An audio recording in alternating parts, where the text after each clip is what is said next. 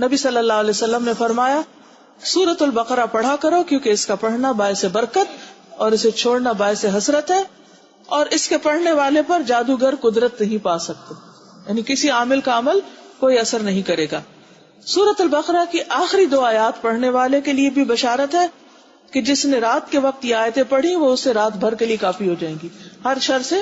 بچا دیں گے، اور یہ ہے کہ اللہ تعالیٰ اپنی طرف سے محافظ مقرر کر دے گا آپ کے لیے۔ معوذتین سوتے وقت قل هو اللہ، قل اعوذ برب الفلق، قل اعوذ برب الناس اپنے ہاتھوں پہ پڑھ کے اور پورے جسم پر اوپر سے لے کے جہاں جہاں تک ہاتھ پہنچے اسے پھیر لیا جائے تو کوئی چیز جسم پر اثر انداز نہیں ہوتی۔ اسی طرح صبح و شام 3 بار یہ پڑھنے چاہیے معوذات جو ہیں، قل هو اللہ، قل اعوذ برب الفلق اور قل اعوذ برب الناس۔ خود اپنے آپ کو بھی دم کرنا چاہیے، ایک دوسرے کو بھی کر سکتے ہیں، اور کسی مستند معالج سے بھی کروا سکتے ہیں جو صحیح طور پر قرآن مجید پڑھے۔ بعض اوقات ہم پڑھتے بھی تو اس میں غلطیاں کرتے ہیں تو پھر اس کی تاثیر نہیں ہوتی، لیکن معالج خود دین کا پابند ہو، علاج کی تاثیر پر کہ قرآن کے ذریعے فائدہ ہوگا مریض کو یقین دلائے، اللہ کے نام اور کلام سے علاج کرے، عربی زبان میں آیات وغیرہ پڑھے، جو بھی دم پڑھنے کے لیے دے اس میں شرکی الفاظ نہ ہو۔ نبی صلی اللہ علیہ وسلم نے فرمایا اس دم میں کوئی حرج نہیں جس میں شرک نہ ہو، اور یہ یقین رکھے کہ شفا صرف اللہ کے ہاتھ میں، کسی معالج کے ہاتھ میں کچھ نہیں ہے، کسی بھی بزرگ اور کسی بھی نیک بندے کے ہاتھ میں قطعاً کچھ نہیں، سب طاقتوں کا مالک صرف اللہ ہے، اور اسی یقین کے ساتھ علاج کروانا چاہیے یا کرنا چاہیے۔ پھر اسی طرح یہ ہے کہ قرآن مجید کی کچھ اور آیات جو ہیں، جیسے سورۃ البقرہ کی شروع کی آیات ہیں، سورۃ آل عمران کی آخری آیات ہیں، سورۃ الاعراف کی کچھ آیات ہیں، ان آیات پر بھی مبنی ایک رقیہ سعد الغامدی کی آواز میں آپ کو مل جائے گا۔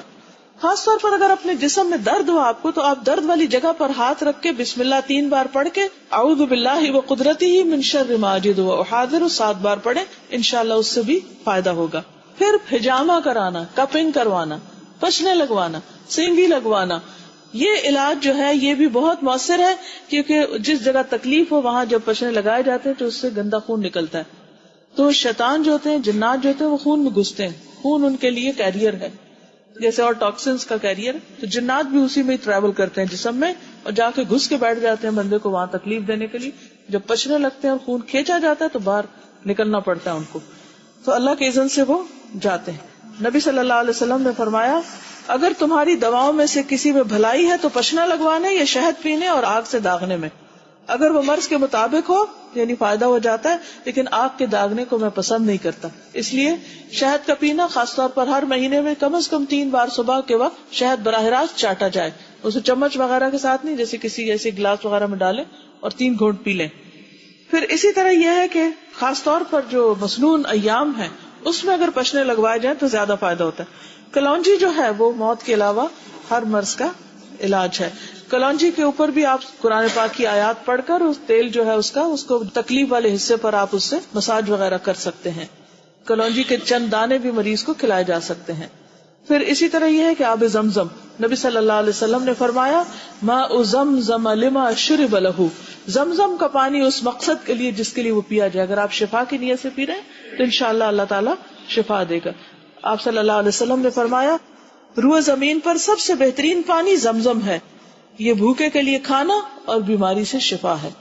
ابو ذر غفاری کا واقعہ آپ کو یاد ہے نا کہ وہ کئی دن زمزم پی کر زندہ رہے تھے جب وہ چھپے ہوئے تھے۔ زیتون کا تیل، آپ نے فرمایا زیتون کھاؤ اور اس کو لگاؤ، بلا شبہ یہ مبارک درخت ہے۔